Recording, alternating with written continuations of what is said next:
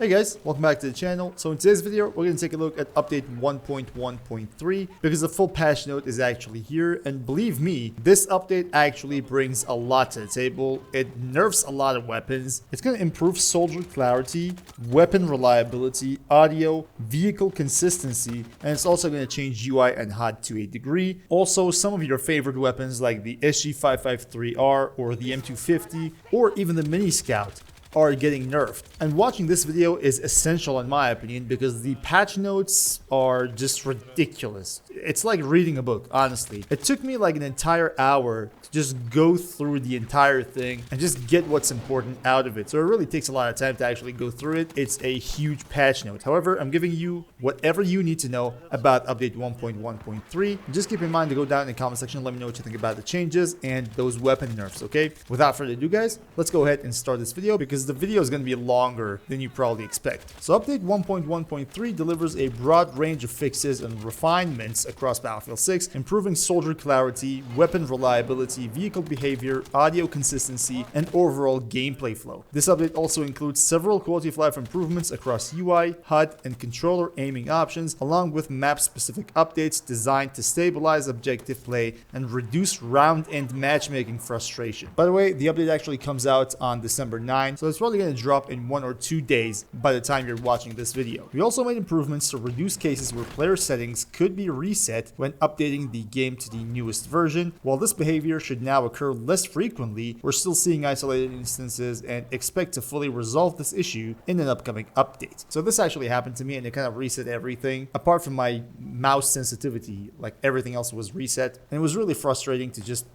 set everything from the get-go. We're also going to get a new time-limited map. It's going to be Ice Lock Empire State, a winter-shrouded version of Empire State featuring frozen streets and seasonal environmental visuals. So you can see how things are going to be in Empire State. It's just going to be visual effects, nothing more. This theme is actually beautiful and it makes sense in my opinion, specifically because we're actually in December. We also have a new time-limited multiplayer and gauntlet mode, a themed event mode playable across domination, conquest, and gauntlet mission variations on Ice Lock Empire State, featuring the event-limited freeze mechanic. If I remember correctly, and just do make sure to correct me if I'm wrong, this freeze mechanic will kind of increase your slide distance. That's something that I remember from the season 1 roadmap, I believe, but I'm not really sure about it. So if you know anything about this, just comment down and let me know how that goes. You also get a new melee weapon. It's the Ice Climbing Axe, and it's unlocked through the Winter Offensive bonus path. However, about this bonus path, okay, it's going to be an 11-tier, time-limited reward track featuring event cosmetics, XP boosters, and the Ice Climbing Axe. With this update, we've made a wide range of audio improvements, including a dedicated tuning pass on footsteps to make movement clearer, easier to locate, and more readable at different distances. And about audio, we're going to go through an entire overhaul, so let's read through this and see what we have here. We've also continued addressing performance and memory issues that could cause sounds such as footsteps or vehicle audio to drop out or fail to play, especially during large-scale battle royale matches. To get ahead of this, we added more audio content to the game. We've adjusted the memory priorities for most sounds in the game and optimized how some larger audio assets load. In practical terms, this means that important combat, movement, and vehicle sounds should play more consistently, even under heavy load. So this entire audio problem is some sort of memory prioritization that seems to fail while under heavy loads in game. That's why in bigger scale battle royale maps, it just happens more frequently. That's the reason. So it's probably going to be fixed, or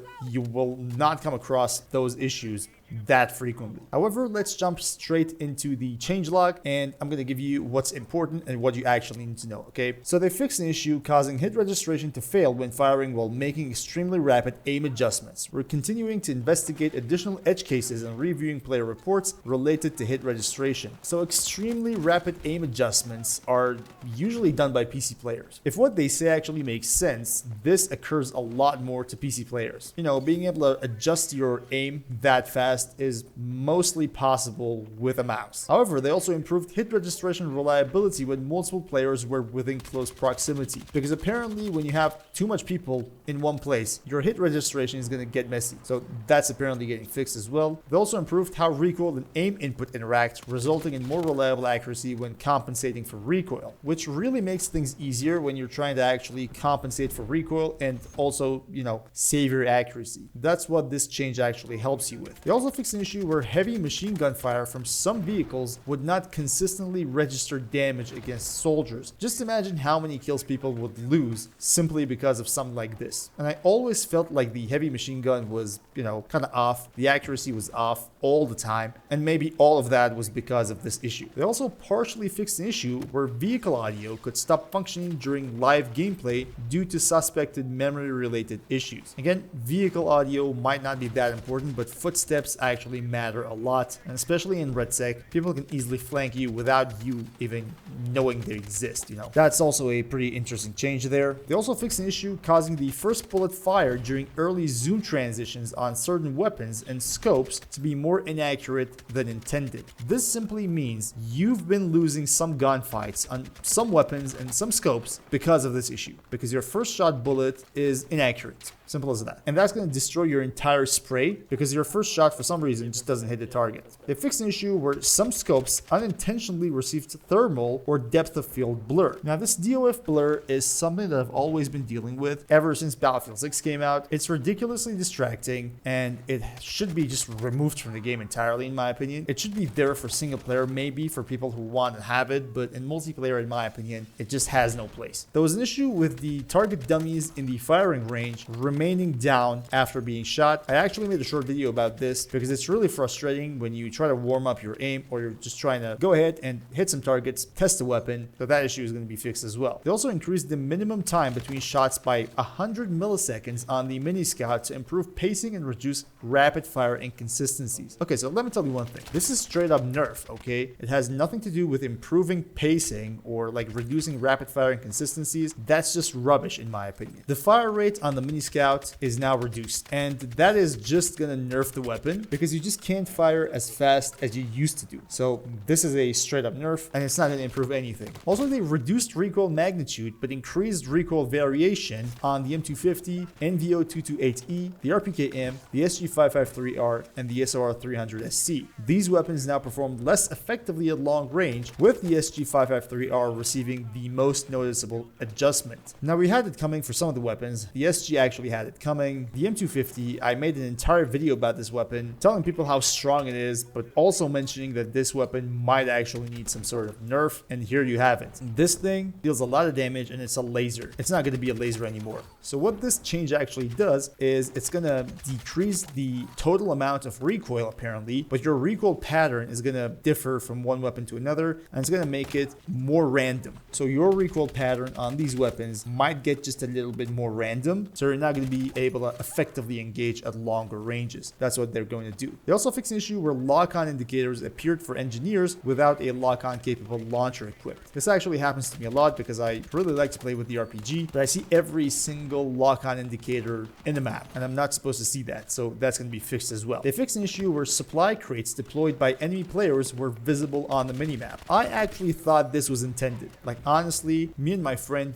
used to find people just looking at the minimap with an enemy supply crate on it, and we really thought this was intended. It seems that it was an issue and it's going to be fixed. And about the supply pouch, which was in my opinion really effective, they actually nerfed it after all. So let's see. They fixed an issue where the supply pouch instantly regenerated health on deployment. I also thought this was intended. They removed the initial heal on gadget deployment. The supply pouch now only heals over time, and thrown supply pouches now prioritize players who are low on or have requested health or ammunition. So this one is a good change, but in my opinion the supply pouch is also nerfed. So we have to wait and see how it goes after the update. Maybe it's not that big of a deal, but on paper I believe that's gonna just make the difference. They made improvements to reduce cases of players matching into games that were near the end of a round. That's a really good quality of life update. I'm pretty sure that happened to a lot of you, almost all of you. We don't really want to be matching into games that are almost coming to an end.